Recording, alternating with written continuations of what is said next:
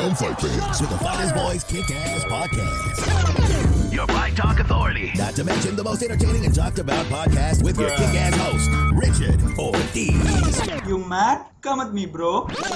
Streaming live and worldwide. Coming to you all the way live from a little place somewhere in Cali.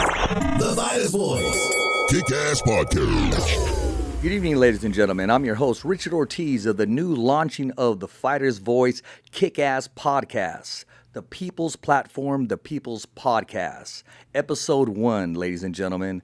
I'm happy to be here. I'm happy to be doing what I love. It's just a different platform. It's for all the actors out there, the singers out there, the ones running for mayor, for council, whatever it is. You got a concern or you just want to come on the Fighter's Voice, have fun, contribute, be part of the team.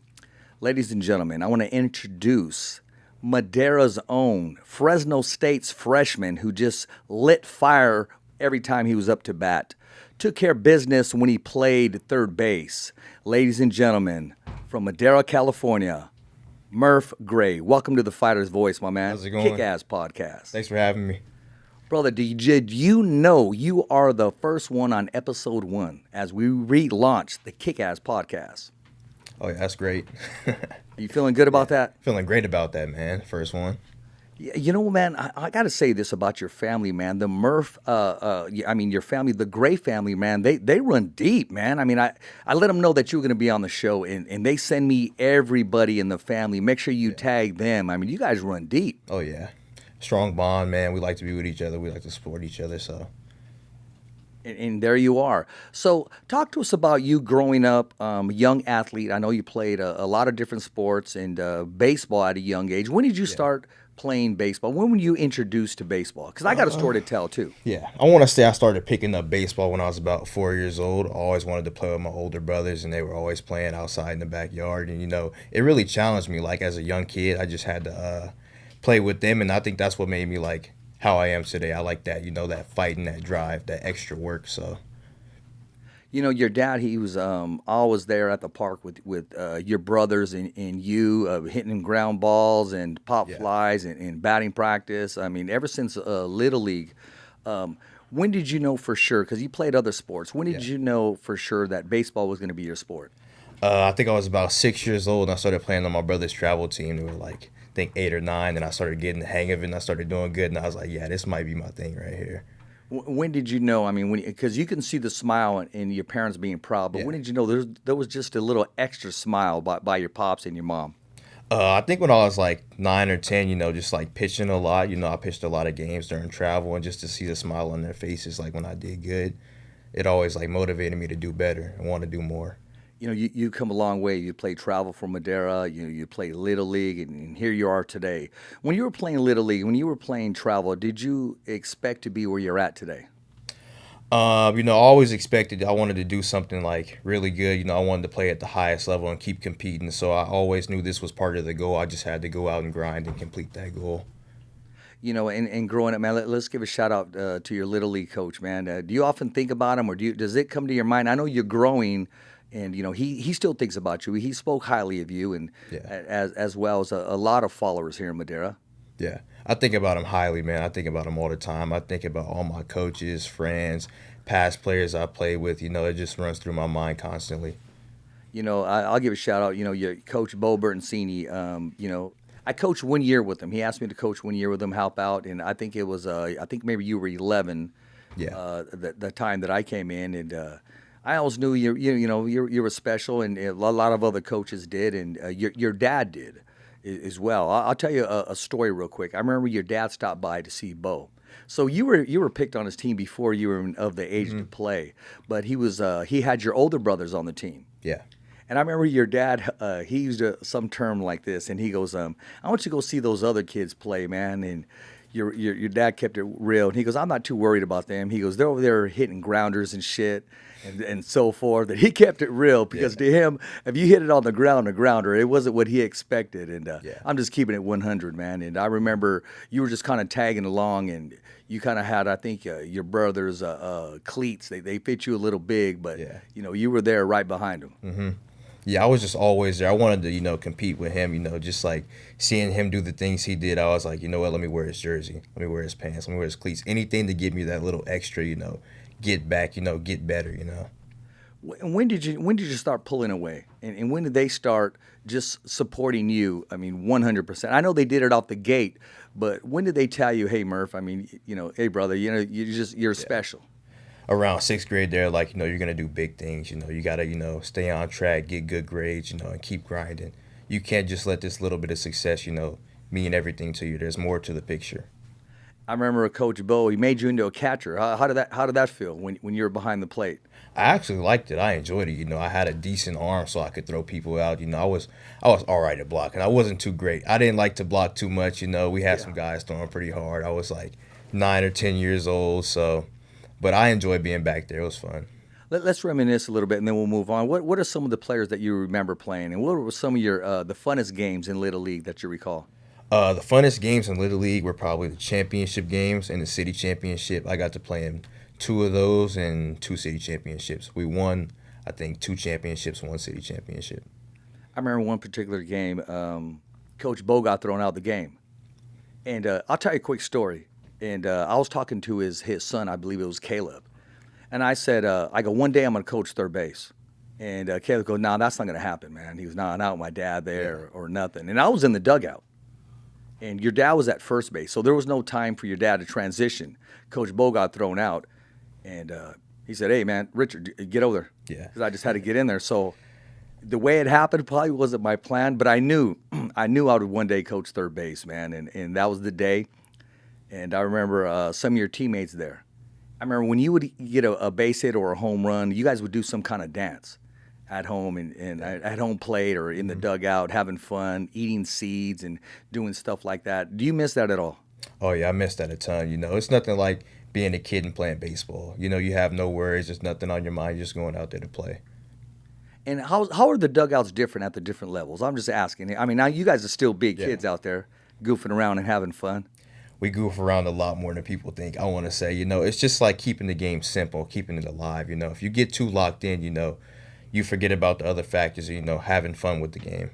What are the biggest pranks at the highest level where you're at now at State? What do you guys do to mess around on somebody or goof on somebody? Every now and then we'll hide somebody's jersey, just to, have them worried before practice and give it to them right before we start, or, taking guys' cleats and hiding them, things like that, just little things. Have they ever got you, or as a freshman, what did you go through as a freshman? So first day I got there, had my locker, everything was good. I show up the next day right before practice, all my gear's in a box. I have no locker. I thought I got cut for a second, but then they're like, "Oh, get dressed." No, you're still chilling. You're here. Then like a couple weeks later, I got my own locker. But to me, that was probably like the scariest and best prank I think I've had. So your teammates have, of course, accepted you now. And how do the seniors, what kind of conversation do you have with the seniors, that you coming in as a freshman? It's just like normal talk. They saw me as one of the guys, and, we all bond together. So we didn't see each other as freshmen or seniors. We're all team. We're all together. When did you know you were going to be a starter? I didn't have any, clue I was going to be a starter. My goal was just to get in there and grind and earn a spot. That's how it is every year. You got to grind for what you want. So if you want to get that spot, you got to put in the work. So you're rocking number 15. What number did you rock in middle school, high school, and Little League? And how important is it having your number or making the number for you? Yeah, I was number 6 from about 8 years old to maybe 15. Got to high school and I made the transition to number 12. But to me, it never really mattered what the number was. It was just like who's wearing that jersey. You're going to know him by the end of the game. He grinds. He puts in the work. He's out there doing stuff nobody else is doing. What was that first home run like for Fresno State? It was crazy. It was like a low line drive. Nobody thought it was getting out. I did a bad flip too. I shouldn't have did a bad flip. It barely. Oh, at home plate? No, as soon as I hit it. A bat flip. Yeah, a little back flip. Oh, no back flip. I'm not that mobile. No. Oh, okay. But yeah, I did a little bat flip and then took off around the bases, started jogging, and it went out by maybe inches. Wall scraper. But that's who you are, though. Yeah. I mean, it just came naturally. You felt that you were in the moment, and it happened. Oh yeah, I felt it in the moment. We're playing UCSB. They're ranked number 9 at the time, so I was just full of energy and excitement. And then you just went on a tear, man. I mean, Yeah. how did that feel like being in that zone? Did you say to yourself, hey, man, I got this. This is what it's all about. I'm handling myself. Yeah, I think as a team, we all have this mentality. It's nobody can beat us. I think that was the biggest thing for me. Nobody's going to beat us, like in the box, on the field, like on the mound. Nobody's beating us.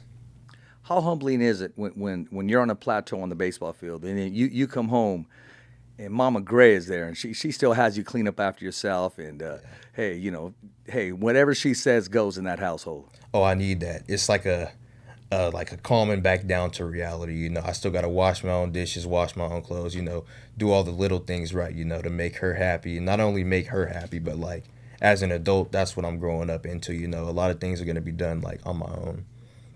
There you go. And your dad, man, I'm going to keep it real, man. This is the Kick-Ass Podcast, man. I don't know too many black dudes named Fernando. Yeah, see, to me, that was kind of crazy, but like hearing his story on how he got I was thinking, name, does Murph have Mexican coming in here? What's going on here? Yeah, I'm like a little small percentage of it, but not too much. But yeah, his name definitely it threw me off a little bit when I first met him. Off. Yeah, Bo goes, hey, I want you to meet Fernando. And I go, okay. I'm thinking, okay, is he Dominican? Is he, Puerto Rican? But Fernando's just Fernando, man. He's been cool since day one. Yeah. He keeps it cool and calm. I think that guy puts over like 1 million steps a month, man. I mean, he's out there walking all the time, putting in that work, and keeping in shape, man, keeping fit. Mm-hmm. That's where I get most of my hard work from. Seeing how hard he works every day, to put food on the table. He's going to work. He's still putting in work after going to walk, go to the gym. Whatever it is, he's working hard. Well, I know during those walks, he's thinking of all you guys, you and your brothers, and looking forward to those baseball games. What's it like looking up? Because I know you're focused when you're in there, but every once in a while, you got to take a peek in there and see your whole family in there. Yeah, I take a peek every game. I can't even lie. I take a peek up there between innings, during innings, just as a reminder, like it's a bigger picture to the game. It's not just about me. It's not just about the people on the field. It's about everybody around, the whole environment, whether it's fans, family, friends, teammates, coaches, everybody. I was told that baseball players are the most focused.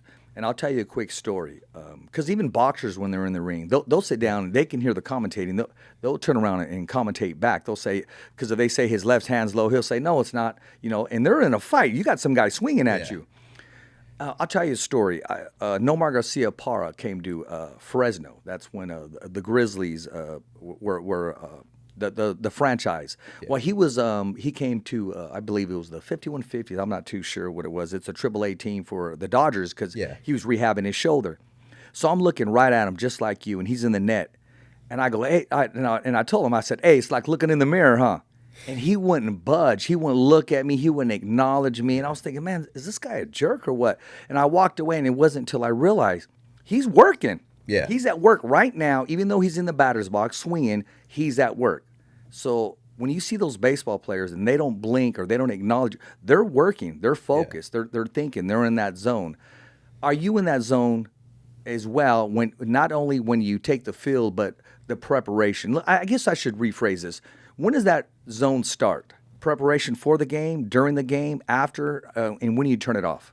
The zone starts at practice, actually. Before you even get to the field, you're thinking about what you're going to do at practice, what drills you're going to do, what plays you're going to make, so that in the game you can kind of replicate that, And then as for a game, it starts the night before in your preparation. Like, before I go to bed, I'm thinking about that game constantly. Plays I want to make, swings I want to take, just bringing the whole team environment. I'm thinking about all of that before the game even starts, the day before. Do you see it before it happens? I mean, actually during the game, because when he just shows his fastball or his curveball or he didn't cover it in time, did you like, okay, I caught this. This guy, he's done. He made a mistake, and I'm going to make him pay. That was the craziest thing about college baseball for me. Like, as soon as I got there and we started practicing during the fall, we were picking up on guys like signs, We'd have seniors like, hey, you see that? He has a tail fastball coming right here. And I'm just like, how'd you see that? And they're just like, just vet stuff, man. You just got to pick it up. You got to be playing the game at all times. Like, if you're in the dugout, if you're on the field, you're playing the game at all times.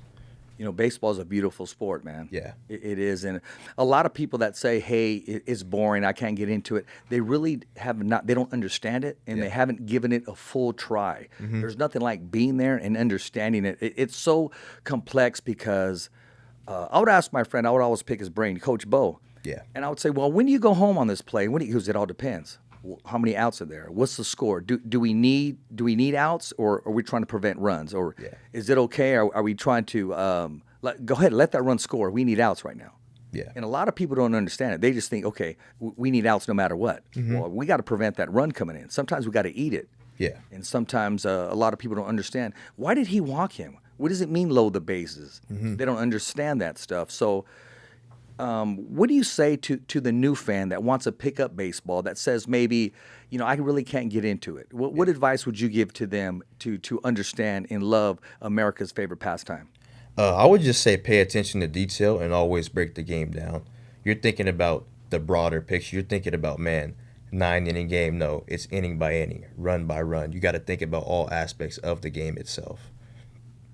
When does it become overwhelming, or does it? Because we're talking about, you're not only an athlete, you're a student athlete. Yeah. You got to, those grades got to be up to par, and not only that, and life after baseball. What are you majoring in? Communications right now. I've switched from many majors already. Well, that's good. Yeah. Well, that's good, because it's not that you don't have your mind made up. It's like, hey, I'm still not sure, because I'm still a baby out here. You're a freshman. Yeah, so, and you still got plenty of options too. Absolutely. There you go, man. Could we one day say Coach Gray or professional baseball player Gray? Yeah. Both? Or which one do you like the best? Shooting for both. I think both sounds pretty good. But either one I'm happy with, just like either playing the game as long as I can, that's the goal. But if, it turns out to be short, I want to coach and give back what I got taught to kids just like me.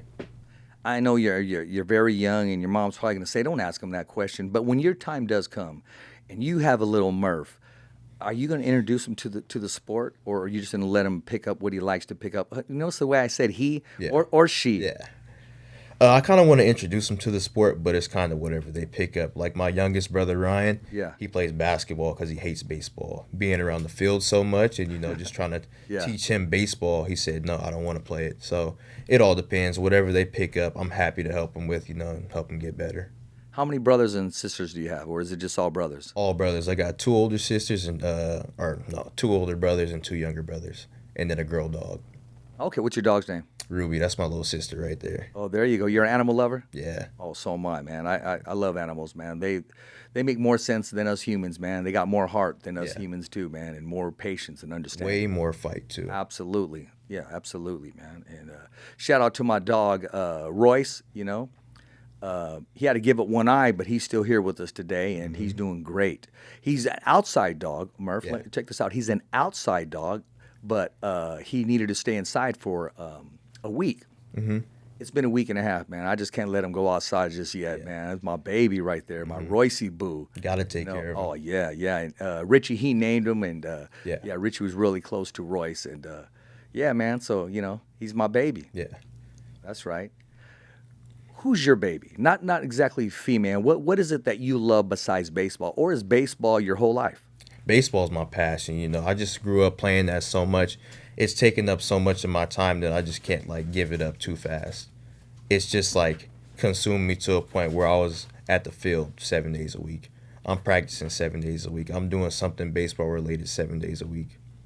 What do you do to have fun besides playing baseball? Besides being on the field, when does Murph just say pick up and do other things? I mean, do you go out dancing? You listen to your favorite song? You like working out, hanging out?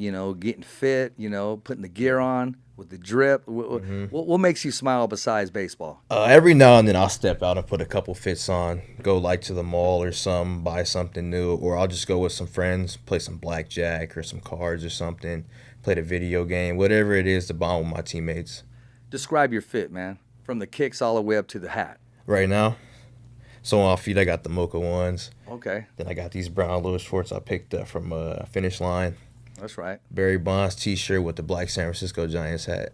There's a little friction right here, but it's all good, baby. I see it. I feel it. you feel it, though. So what kind of cologne you throw on? I think I threw on some Chanel, I want to say. Okay. The blue one, yeah. Okay, that's right. So when it's all, I don't want to say said and done, but when that contract is signed and you're living the life that you want to, man, if you can splurge on a car, when that comes, what car would it be?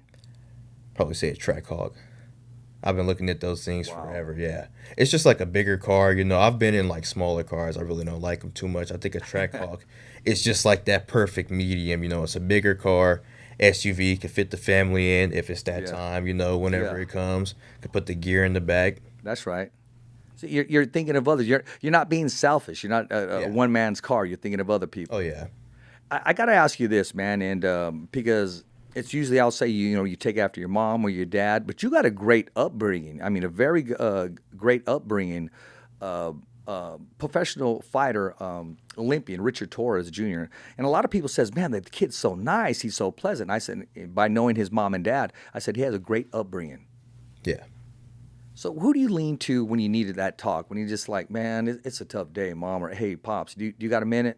Yeah. So sometimes I just try to deal with it on my own. I really don't try to call home too much, because then it kind of puts them in panic mode, like, oh, maybe he's stressing, what he's worried about or whatever.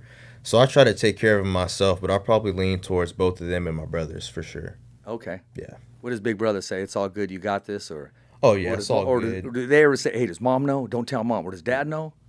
Do they ever say anything like that? They usually just say, it's all good. Stay on that path, man. You're doing bigger things than, we thought we could do. We thought it would just end after high school. You're going big places. You're going to do big things. Keep grinding. That's right. Yeah. Okay. Now, I know the whole family's San Francisco. Yeah. Okay, all San Francisco. What do they say? Number one pick out of the draft, Los Angeles Dodgers pick. And then you go there and put that hat on, and you're in that blue.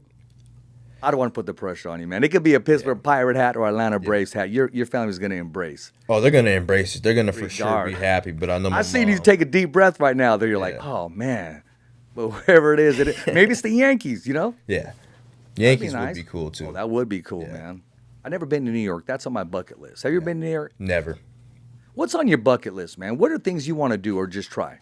I want to try traveling. I'm not too big on planes, but I'm down to fly somewhere like maybe Paris. I heard it's not the greatest, but the Eiffel Tower's there. That'd be cool to visit, or maybe like Greece. Okay. Well, those who say it's not the greatest, well, a lot of people will say, okay, that movie wasn't that good, and I loved it, or their hamburgers weren't that good, and I love them. So I guess you got to experience for yourself. Mm-hmm. For sure, definitely. Murph, I got to get personal with you, man. Gotcha. How many honeys you got, bro? I heard you got like some señoritas, man, the Mexicanas that look like they came out of a novela, bro. Nah, I just try to focus on baseball for the most part, but that's right. If anything, I'm keeping it just to one. I don't like to, keep multiple around or just, be around multiple. It's always one. You got to lock in with one. Man, that's very Get your priorities right. There you go, man. There you go. Fresno State, they're listening, man. So that's all good, man. Is there anybody special that you want to, acknowledge and say, hey, man, like say hello or, just appreciate you being there that one time? Yeah. Big shout out to all my coaches and friends. Shout out my boy Aiden. I was just talking to him about the podcast. He told me to give him a shout out. My boy Josiah. All my friends, family, mom, dad, grandma, grandpa, everybody. Who's Aiden? Aiden's last name? Sua. Okay. I grew up going to elementary school with him. Found out he played baseball. And the bond was it started from like third grade. We were practicing every day, playing catch every day. It was just crazy bond. I'm going to ask you a question I already know the answer to, man. Does your mom still bake? Because she can get down on some cookies, Oh, man. she gets down on the grill. She can bake. She can cook. She does it all. Everything. Man, when she was at a South Campus and she would make those peanut butter cookies, man, Ooh, yeah. I'll just slide in there. They'll just come right out of the oven and stuff. And see, hurry up, Richard. Boss is coming, man. And then sometimes, or her boss was there, but she'd give me that little package of foil and I'd open it up and then steam would come out. Just nice and soft. Yeah, but see, your brothers would have them at Desmond and they'd keep them to themselves, man. I go, who made these? Oh, my mom. I said, hey, well, let her know what's up, man. I mean, she remembers what time it is. Oh, yeah. I got to have her hook you up with some for sure. Oh, yeah, heck yeah. And I got to hook you up with that hoodie because it's going to get cold. Extra large, the fighter's voice, bro. Oh, yeah, I'm big on hoodies. The only voice that matters. The only voice that matters. But, right now we're with the Kick-Ass Podcast, and we're about to kick some more ass, Murph. Oh, yeah. I got to ask you this, man.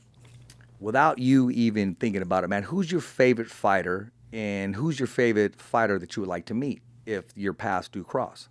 I'd probably say Mike Tyson, and then I'd want to meet Mike Tyson.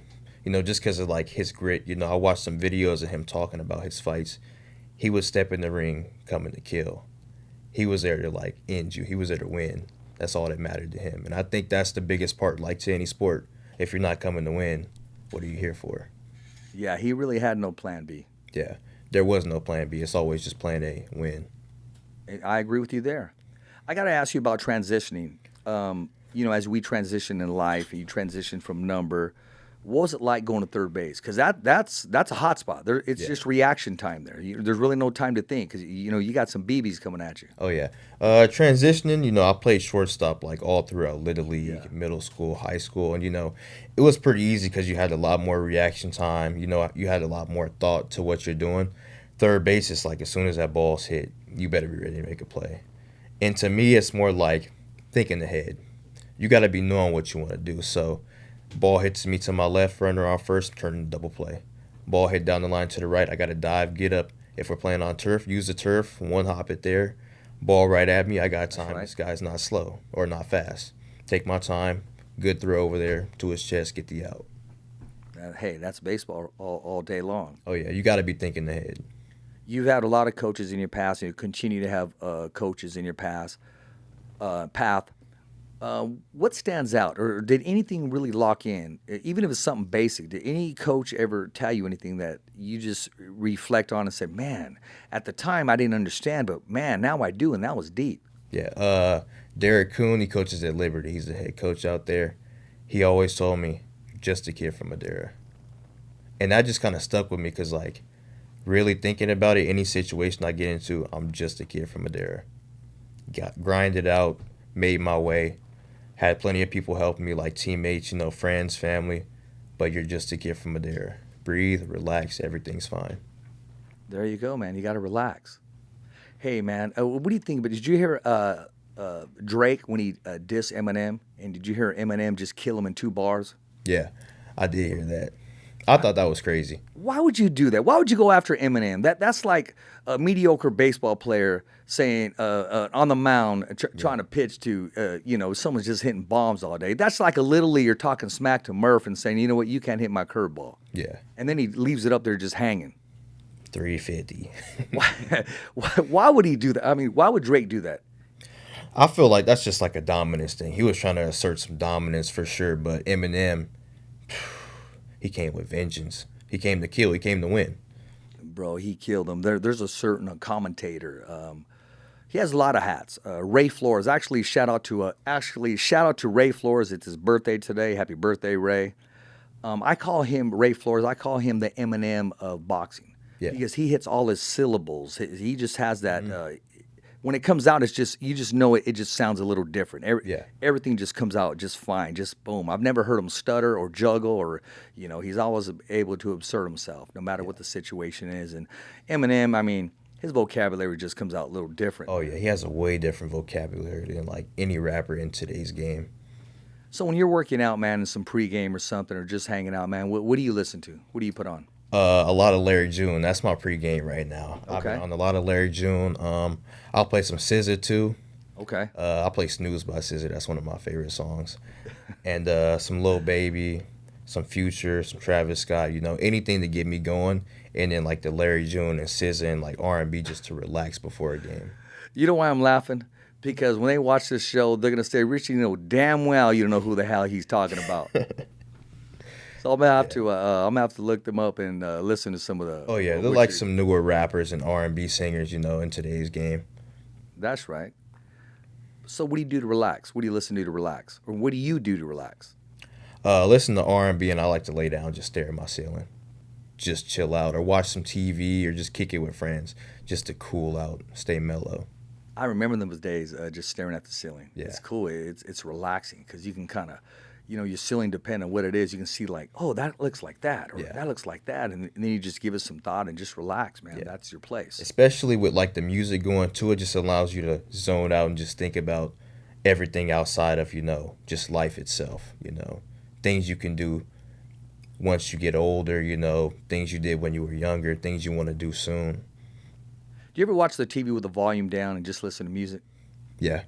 Or put the TV on just for background music. Yeah, I put the TV on for like background music, like if I'm cooking or something. How about the water? How about the sink when you're getting ready? Do you leave the water running? Or is it just me? Oh, it's for sure running. Oh, yeah. Wash my face, take off to the room, do some other stuff, come back, brush my teeth, get the water running, take off, come back to it. See, so don't be telling me nothing anymore when I my dude Jose Ramirez, because he has the he was fighting for the water, and I said, look, man, I'm getting a hard time because I'm leaving the water running. He said, it's okay, brother, you got to look fresh. I thought for sure he'd give me some hard time too, saying, hey, we're trying to save water. But he said, no, you got to let that water run every now and then. You got to be fresh. Oh yeah, I feel that. And you know what? I got to talk about this, man. And I want you on topic right now too. Jose Ramirez. He's ready to fight Teofimo Lopez. Teofimo Lopez is the two-time undisputed champion of the world. And he's turning down the fight. He's turning down the fight? Turning down the fight for whatever reason. Yeah. I've interviewed Teofimo numerous times, and I've always brought Jose Ramirez's name up. And I said, would you fight Jose Ramirez? And he said, and he showed respect. He goes, I would love to fight Jose Ramirez. He goes, the Mexicans, they come forward. It'll be a great fight. And I even said, would you fight him in Fresno? He goes, yeah, of course I will. I'll fight him anywhere, New York, wherever.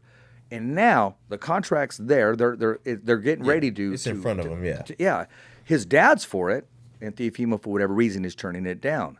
Yeah. Now I'm thinking, my man. I mean, come on, that would be a great fight for boxing. You got Jose Ramirez, who's a pressure fighter. Yeah. Teofimo Lopez, who's very, very entertaining and got power in both hands. Oh yeah, and skill. Exactly, man. That would be a great fight if it happened in Fresno, man. You got the powers that be because you're hashtag celebrity status now, man. You got to be able to get some good seats there. Oh, yeah. Hopefully I get some good seats for that. I would love to go watch that. You know what, Murph, has anything since playing baseball and being an athlete, have you ever got any perks? I'm sure you do around, but have anybody said, hey, Murph is coming, so, let's slide him in here? Not really. I like to stay, low-key about everything. I'm not too big on, the whole media thing and all that being out there. I'd rather just chill out and be cool, stay humble. So you're like the man behind the camera instead of front, or can you do both? Oh, I can do both, but I'm more like the man behind the camera. My voice is just, real faint, I'll say some things here and there, but you're going to catch me just being chill, being humble and nice to you. There you go. There's nothing wrong with that. Yeah. But you'll be able to handle that walk down the red carpet if need be. Oh, yeah, for sure. Anytime. Okay. So imagine you're walking down the red carpet. What are you wearing? Because they're going to ask you, what are you wearing? What would you like to wear? You can wear anything you want, man. Name your fit on that red carpet. Shoot, preferably a suit. Then I'll probably go with some... Suit by who? What kind of suit? Made by who? For sure, Gucci. Okay, I'm not mad at you. Gucci suit with a little Gucci tie, That's right. Probably get my hair rebraided. Yeah, something like that. Okay, who would you have do your hair? You can have anybody in the world. Anybody in the world. Big event like that. I wouldn't even know. I'll probably go to somebody high class, with good ratings. There you go. Somebody that can get me right on the spot. Do your homework and make sure they do it just right. Mm-hmm. Okay. Shoes wise, I'll probably go with some Jordans. Keep it simple. Which number, which pair, what kind? When it comes to events like that, I feel like 1s or maybe 11s are kind of casual. So I'll probably go with some 1s. I like those 1s, but I like the black on white patent leather, man. Oh, the patent leather? Yes. That's clean. Yeah. Real casual too. There was a fighter named Chris Areola. He comes to a press conference. He's getting ready to fight Andy Ruiz, and I just like the whole fit, man. He had on the royal blue suit. Yeah. The jacket. He had the white shirt, no tie, and he's rocking it. And he had the navy royal blue Jordans. I mean, he just looked freaking sharp. He killed it, man. I mean, he was walking. He knew he was cool. Oh yeah. It's that fit. You get a little pep to your step. Yeah, like Conor pep. McGregor. When he struts. Yeah. Ain't nothing wrong with that. Ain't nothing wrong with it, man. He's a dog. That's right. So let's finish the drip with Murph. What watch would you have on? Would you have some jewelry on, earrings on, cufflinks? A little Rolex, probably some earrings, and then probably a little chain. Yeah. Probably go with a diamond chain. Yeah. Would you rock some cufflinks? Oh, yeah, for sure. Do some cufflinks, something like that, I'll probably have somebody, set out the fit for me, pick it up, make sure I'm looking right for the event. Who do you trust to pick it out? That's a good question. Wardrobe wise, I would trust myself. Okay. But I feel like in this situation, you gotta. I heard that. You gotta go with somebody that knows what they're doing. Trust myself. Yeah, but you gotta go with somebody that knows what they're doing. So probably get somebody to help me out with that. Yeah, it's some professional help though. But at the end of the day, it's up to you. Oh yeah, for sure, up to me. If it doesn't look good, I'm gonna let them know. Any cologne, man. Which cologne you want? probably say the most expensive one. Oh, then you got to try some Creed. Some Creed? Creed Aventus. Trust me. Okay. Trust me, Murph. I mean, you don't need no Creed Aventus right now. Yeah. But you put some on, they're going to be dropping automatically. Oh, yeah. Automatically. Oh, yeah. Yeah, they're going to think, you're going to walk in the room and they're going to think you're a doctor. You know what I mean? I feel that. Okay, you can see that already, huh? Oh, yeah. Yeah, right now. That's what's up, man. So what's your dream, man? What's your dream once you make that highest level in baseball? What would you like to do for your parents? Because that's always, any athlete's dream, wanting to give mom this or give dad that he's always talked about. What is it that drives you? For sure want to get them a car. I always told them, like, if I made it, I would want to buy you a house. But they said they're good. They don't need a house or anything like that. So I'd for sure want to give them something just to give back. Because whatever I give is still not going to be enough for how much they took care of me. But for sure, like a car or something, maybe good Christmas gifts like every year. Just take care of them the best I can, how they took care of me. Well, that's right, man. Hey, can I put in a request? Oh, yeah, for sure. Murph, when you make it and you're there on ESPN, all you got to do is look in the camera and say, thumbs up for Richie. Oh, yeah. I'll take that all day. For sure. Yes, sir. There's no price tag on that. Oh, yeah, and I saw that. I saw that home run that you hit, and then when you went like that, bro, and that was on Richie's birthday. Oh, my God. It was? Yes. Oh, yeah, yes, it had to happen. It was. And I'm going to be honest with you, I was holding in my tears, too, but I was like, man. It's just, I needed to see that. Yeah. It just worked out just right. Man, when you go to class and you take the baseball field, because you're perfecting yourself on the baseball field, how important is it for you to perfect yourself inside the classroom? And what's your toughest subjects and what are your easiest subjects? The key is to stay focused, just how you're staying focused on the field, you got to stay focused in that classroom. And I'd probably say my toughest subject would be math for sure. I struggled with that all my life and just I never got the hang of it. So when I took it last semester, I had a teammate help me out every day. Just help me with my homework, help me take a test, help me study for a test, things like that. But my best subject would be English for sure. Yeah? I could write a decent essay. Okay. Yeah. Well, I'm going to have you write a couple letters for me because we're trying to get some sponsorship for the Fighter's Voice for the podcast. Oh, yeah, I got you. So you can help me, write those letters together. Oh, yeah. There you go, man. Shoot, marketing already, my man. And I appreciate your family already, too, because when it gets aired, man, they're showing love, man, subscribing to the channel, liking the platform. And you got to remember, the platform is for them. I mean, I tell people all the time, get the camera off me, put it on the logo. Put it on the brand itself, because that's what we're trying to do. And what I'm trying to offer people and give people is a platform to be heard, a platform to vent, a platform to laugh, cry, whatever they need to do. Yeah. This is our way of giving back, and it's my serenity on the microphone. Yeah, I think that's really important right there, too, getting the fans and other people incorporated. Their voice does deserve to be heard. Absolutely. Every fighter has a voice. Yeah. And so do you, Murph. Yes, sir. Murph, the Kick-Ass Podcast, you're our first guest, episode 1. Because earlier when we were off camera, I was talking to the producers, and I said, the Fighter's Voice, I never kept, it was episode 1, episode 2. I don't even know how to guesstimate. I mean, to do the research, if I had somebody do research, because then I would have to transition over to, I did some work with Mark Davis before, and with some other producers that, for whatever reason, they pull it off their channel or whatever, people go separate ways. The radio station, I wouldn't even know where to guess, but I can imagine it's a few of them. But know, could have had anybody on the show, and you're the first one, episode 1, Kick-Ass Podcast. You're in the history books, bro. Thank you. I really appreciate that. Yeah. So, I mean, we got levels too. You want to go to that next level? We want to go worldwide, and we're going to go worldwide. You know, we call things if they're not as if they are, my man. I feel that. It's a little quote right there. Well, that's in the Bible, man. So I just grab that, and I use it, and I stand on that. Mm-hmm. Yeah, but, we like to come up with our own hashtags. Yeah, I like that. Especially when you do it and nothing pops up. It'll say 100 because you're the first one. Yeah. And then when other people use their hashtags, I'm like, okay, so go to my hashtag and yours, and you'll see which one pops up. Yeah. So it's all good, though. But I will say this. The only voice that matters is Ali Setback, who I call was the GOAT of media. He actually used to do basketball first and was a close personal friend of Kobe Bryant. I just released a part 3 interview. I want to say mini-series, I guess. It was just part 1, part 2, part 3 with Ali Setback. He said, the only voice. So I used the only voice, and I said the only voice, and I attached that matters. Yeah. So, that's Oh, yeah, that's one of our clever right hashtags, the there. only voice that matters. Yeah. And you got to be direct. It's not being cocky, but I'm just like you, Murph. I didn't wake up to take second. Exactly. Came to win. Oh, we got to come to win. Oh, yeah. And we share the love, like mom's favorite apple pie, Mm-hmm. Yes, of course, man. So what's your favorite movie, man? Do you watch any movies out there? As you see, I'm rocking the Creed 3 symbol right here, man. And, what if they said, hey, I need you to come and be in Creed 4? And there's a part in the movie where we're watching a baseball game or something. Yeah. I'd for sure be in Creed. Those are like actually my favorite movies right now. Creed. Yeah. I just like the whole journey, like the Creed and Rocky story, things like that. Just like the fight and drive, it just kind of, it's a good movie to watch if you're trying to get motivated. What inspires you the most when you're watching that movie?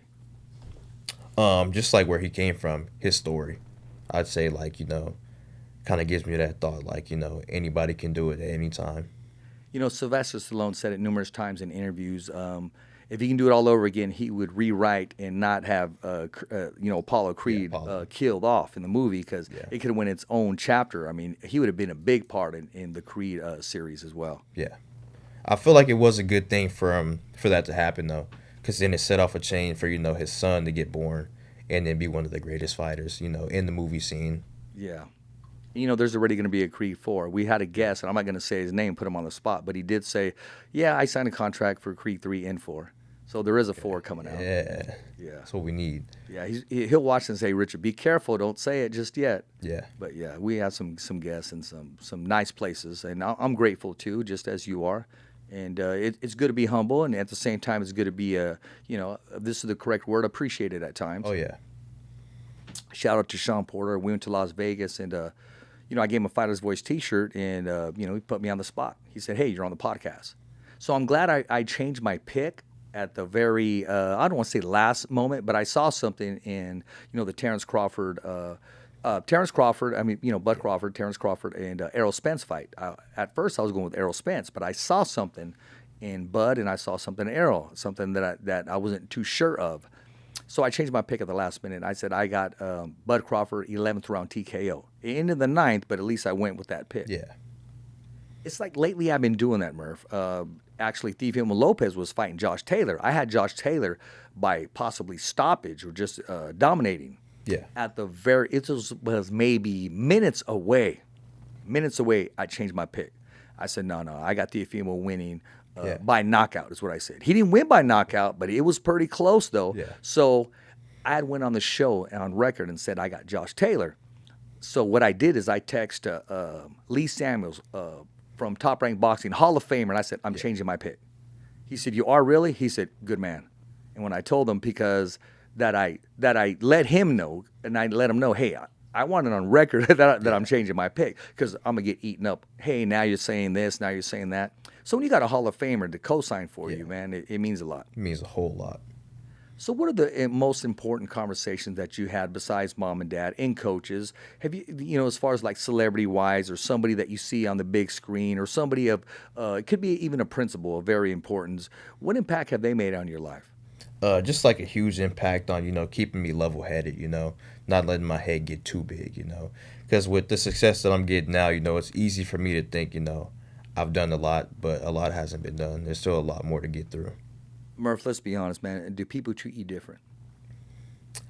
No, not that I notice. I just try to be as normal as I can. I'm just like everybody else, Wake up, go to school, go to practice, eat, sleep, do everything everybody else does. But I just got that little extra fight, I guess, or that drive. Well, you got to think about this, okay? And I don't mean to put pressure on you. One of your home runs that you hit, there had to be a small, I don't want to say child, but maybe somebody in Little League that watched it and said, man, that was great. Did you see him? And did you see?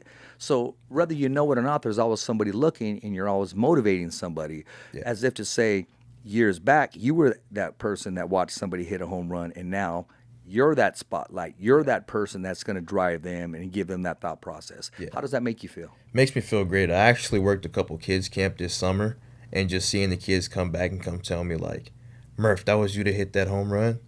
Murph, you played third base. Just hearing that, it's like, man, that's what I was doing as a kid.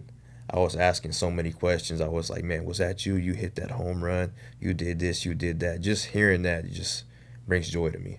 Big shout out to Adam Romero because he brought you up today. He said, yeah, he did some camps, man, and Man, this guy, man, the sky's the limit. Yeah. I love doing those camps. I love doing it for the kids. Do you feel pressure at all? Not really. I feel like I put too much pressure on myself just to do good. But I have so much support from the people around me and family that I don't need to be that stressed out about everything. When people talk to you, how much of it is Fresno State ball, and how much of it is it when you make the pros? How many times do you hear that? It's mostly about like Fresno State ball, but every now and then I get somebody that's like, when you make the pros, like who do you want to get drafted by? Like once you get drafted, there's still a lot to be done before that happens. So I'm just trying to stay level headed and try to get there. There's still a goal in mind. I still got to get there before anything happens. Well, they just took my next question. Who do you want to get drafted by? To be honest, anybody, I think that's the biggest part about playing at the next level. It's wherever and whoever takes you. It's not about where you want to go. So whoever takes me, I'm happy with it, and I'm ready to grind for him. Madeira's a very talented town when it comes to baseball. Yeah. Alec is one phone call away. He's in AAA right now. Oh, yeah. I seen that. I'm hoping he gets it, too, by the end of the year. That'd be pretty great. Oh, I'm hoping he does, too. And I would love to see the matchup one day. Yeah. I would love to see the matchup one day. Crazy matchup. I grew up watching him play with my older brother, so that'd be crazy. Yeah, can you imagine him pitching in the bigs and you're making your professional debut in the bigs? I mean, wow. Yeah. That's great, It's a whole lot to take in. It is a whole lot to take in, but it's it's possible. Could happen. I mean, he's with the Dodger organization. If you get drafted by the Giants and, he's on the hill, he's on the bump, and you're up to bat, what happens? Hunting the fastball. I know he has a bunch of other pitches, but I'm hunting the fastball for sure. Fastball. Yeah. Never know. He might want to challenge me. Lefty, too. Lefty, too, yeah. He's been gassing, too, up in the 90s. Yeah, I heard he got up to 99. Oh, man. Yeah. And that's, hey, man. That's big time right there. And see, if we weren't so stacked at pitching, you almost want to say, and I hate to say because I'm a big fan, if we need some pitchers or there's some injuries, he's getting a call. Yeah, for sure. Oh, yeah. Do you talk to him at all? Do you communicate with him? Yeah, I talked to him a couple times last year. He was just saying, like, how proud he was of me. And then, I would comment on, like, whatever he did and be like, oh, man, you're doing great. Like, I like it or whatever, Just communicate, about, like, our lives and how we're doing, because I want to know about pro ball and he wants to know about how I'm doing in, college ball. So just communicating about the game and little things like that. What we got to do? We got to set up something one day. Either it's at Madera High North or Little League one time. We got to take the podcast on location and have both you and Alec on at the same time. We'll commentate and we'll talk about something, and then afterwards you can meet the little kids, give a speech right there. And I believe in giving back too. A lot of people, they don't know exactly what we all stand for, or they don't, because when you hear boxing, a lot of people may not be boxing fans. Yeah. They may not be MMA fans. And a lot of times we've had, rap artists, old school rap artists, they're still doing it today, OGs from, we've had Mellow Man Ace on the show. We had Hector from Fast and the Furious. We've had Color Me Bad. And, we've had some other people, the mayor of Fresno, other than just fighters. So to go on location, I think that'd be great, man. It just popped in my head. Somewhere, some way, I'm going to have both you and Alec in the studio one day. And we just talk about baseball, life, or whatever the discussion leads to. Oh, yeah, I'd be down for that. Okay. So you guys will both be guest co-hosts, man, and we'll let it ride and have some fun. Oh, yeah. There you go. We'll have the headphones on, too, so we can just drown everybody out, man. Drown everybody out. Talk. Exactly. And they could admire and meet you guys and have some fun, man.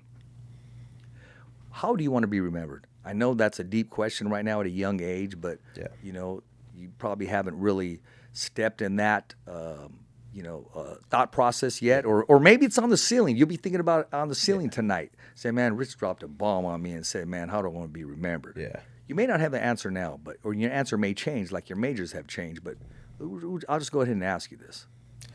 Probably cool, calm, collective, and then a fighter. He wants to win. Like Kobe, how he went down as one of the greatest winners ever. Man. Jordan, too, just kind of like lead one of those legacies. He loves to win. He enjoys the win. Who's the number 3 best basketball player in the world? That's a tough one. Because we already know, and I think we agree on who's number 1 and 2. Oh, yeah. We know 1 and 2 for sure. Absolutely. 3? I might go with LeBron. LeBron's been doing it for like 20 years now. Yeah, and longevity. and he hasn't showed any signs of slowing down. So to me, that's pretty crazy to do for 20 years. So I think he's for sure up there. Okay, that's right. Who would you say is your? I like to use the terminology. I call Tyson Fury the Larry Bird of boxing. Yeah. Because with Larry Bird, they would just see this guy here and they're thinking, oh man, this guy ain't doing nothing. Before they know it, he's laying it up, slamming it on him, and winning championships. Yeah. You see Tyson Fury, and on paper, and you see, the way his physique, you're going, oh man, this guy is nothing. And yet he's so agile and he's undefeated, and he's doing his thing. What I'm saying is, who gets overlooked in the majors, but this guy's just lighting it up? Possibly because of his size or because of the way he looks. Who would you put that label on? Probably Altuve. I know he was a part of the Astros when they had the whole the short guy. Yeah, hitting short bombs? guy. Whole I was thinking him too, scandal. though. Honestly, But he's super overrated. Like, me and my roommates were talking about it, and he's honestly one of the most underrated guys. He's athletic, agile, can play small ball. that's a great story too. Great story, and he can swing it too. He can hit bombs, right field, center field, left field, wherever he wants. Yeah, man, he picks up that lumber. That's for sure. And he's only like 5'4", 5'5", which is crazy. Yeah, exactly. Who's your football team, man? 49ers. I'll see you week 5, brother, all day long. Oh, yeah. Yeah, I'm just, when you have all that talent and then it's almost a letdown. It's almost like, I was talking to a teacher today at school, and it's like when you have a student and he can do so much more, but he doesn't apply himself. And Cowboys have all that talent. They just can't get past that wave, man. It's kind of frustrating there. Mm-hmm. I just talked to my communications professor about that today. Just like kids not applying themselves in the classroom. I feel like that's kind of how they are. They just really don't apply the tools that they have. They kind of like send it away and try to bring in new talent. Well, you need to come and talk to him sometime, man. I'm at Mount Vista now at the continuation, and we have Jose scheduled to come in week 3 of September, give a positive speech before he goes into training camp. His contract is going to be up pretty soon with Top Rank, so he can possibly be a free agent with PVC or Golden Boy, or Top Rank may renew his contract. So we're getting him now before he goes into camp because he's looking to get that title shot or close the show with him. Yeah. So, but I'd like to bring you up there too, man, and talk to these guys, man, and rub some light into them because they need positivity, man. They really do. And we're gonna reach out to Richard Torres is supposed to come in too before his next fight. Yeah. But keep it talented, and I'll keep the talent coming. But most of all, like we talked about, a student athlete. Yeah. Let them know they have some support. Some stability. Well, you can reach them a lot better than I can, and the teachers, because you're one of them, and you're still doing it. Yeah. For sure. What is something that you'd like to apply to them? If you can leave something positive with them, what advice would you give them? Work. Just work. Just whatever it is, put your head down and work.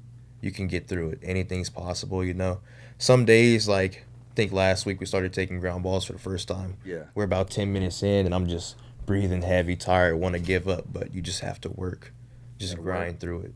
You're going to find a way. It might not be right now. It might not be 5 years, 10 years. It might have happened already, but you got to work to find your way. Has Fresno State ever asked you to endorse anything? Small commercials or anything of that nature? Nothing too much. I know we have like the NIL. I've done like a couple NIL things, but that's about it. How do you prepare yourself for that, knowing that you're going to go in front of the camera and do some things? I just try to go on it with no thoughts at all, honestly. Because I'm a big overthinker, and I like to get nervous really fast when I do things like on camera. So I just go on with like no thoughts in mind, just like let it be free, just let it fly. There you go. Well, I got to give a shout out and some props out here too, man. So if ever you want to prepare yourself for a commercial, or because you got that look, and people are going to hit you up all the time. Athletes, when they do these Gatorade commercials, instead of doing 100 takes, you maybe hit it on the first 5 or 10, man. But we got an acting class coming by my producer KP. It's going to take place Saturday, September 9th. He was on the series Dahmer, which was the number one series in the world. The number one series in the world. And, right now they're going to be showing the whole screen of everything to get to those classes. It's a very good course to take. I may even try taking it, man. Oh, yeah. You know, I may even try It's a taking good it. Once investment, again, man, for 2 sessions. absolutely. It's being conducted by KP, who's our producer, and you know he was in the series Dahmer, and he just got done shooting right now before another series, which I can't name, which really couldn't share too much with me because they got to take that clause, what have you, that gag clause, I guess it is, and in the actors, you know, there's that boycott or there's that. I don't know exactly what's going on there with Hollywood, but you're able to do some independent films, but the big films, they're on strike right now. Yeah. And they got every right to be. Oh, yeah. Keep the numbers right, man. Mm-hmm. Women lie, children lie, numbers don't lie. Numbers don't lie. They don't lie, man. So what exactly would you like to leave for this in closing, man? What do you got to say to the time that you've been here? Is there anything that I might have missed that you want to add or say, hey, Rich, is it okay if I say this or is it okay if I say that? The platform's yours, my man. I think you covered pretty much everything. I just want to say thank you for having me, and just being here is just amazing. Being able to talk about myself and, like this platform, get to explain, a lot of things. And, I think it's great for a lot of athletes, actors, and other people like that to come out here and let their voice be heard. Exactly. I'm not going to let you go without you signing these. And see, oh, no, you're going to be the first one. You're going to sign this one to Richie. I'm going to put this in Richie's room. And you're going to be the first one, this is blank, to sign this. So whenever our other guests come, I'm going to have them sign as well. And you're also going to sign the back of our, the Fighter's Voice. Oh, yeah. Yeah, man. So knowing that you're the number one, episode 1. You go to episode 1, it's MURF right there. Yeah.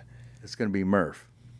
Listen, man, not only do I want to thank you, I want to thank your mom, your dad, your brothers, your whole family, because I've been getting a lot of likes, man, and it says last name Gray. And I'm thinking, okay, that must be a aunt or uncle or somebody. You guys come deep. We roll deep, man. We support each other 100%. Well, let's roll deep and subscribe to the Fighter's Voice YouTube channel, man. Oh, yeah, for the more subscribers, the merrier. It gets us to that next level. A lot of people have asked me, Richard, you've had worldwide guests. Why can't you just get over that? Because, like I said, numbers don't lie. And we got to get there, man. It's one step at a time, one guest at a time. Yep. And, a quiet mouth don't get fed, my man. It don't. My mom always say that. Never does. Exactly. Well, I want to take this time and thank our guests, thank our viewers, our fans, our followers, our supporters. But I can't leave without giving these sponsors the opportunity to be part of the Fighter's Voice Kick-Ass podcast team. It could be Corona. It can be a water company. It can be Gatorade. It can be mom and pop's gas station. All the above. We never turn anybody away, and we're always negotiable. We can put your logo on the screen, give you guys a big interview, give you guys the promotion that you need to have your company or your store or your legacy advance itself. I want to thank our guests, MURF GRAY, who just let it on fire, a freshman on fire, Fresno State baseball. One of the announcers said, you've been MURFed, which means he took you yard. He took the lumber and just put it out. He blew your house down like the big bad wolf. Ladies and gentlemen, I'm your host, Richard Ortiz of The Fighter's Voice, the only voice that matters. Kick-Ass Podcast, and as always, it's a wrap. Thumbs up for Richie. Okay, fight fans, it's not goodbye, but until next week. Remember, it's always voiceography at its finest. So on behalf of Richard Ortiz, the special guests, and all the crew right here at the Kick-Ass Podcast, saying hasta luego, babies. And always, thanks for listening.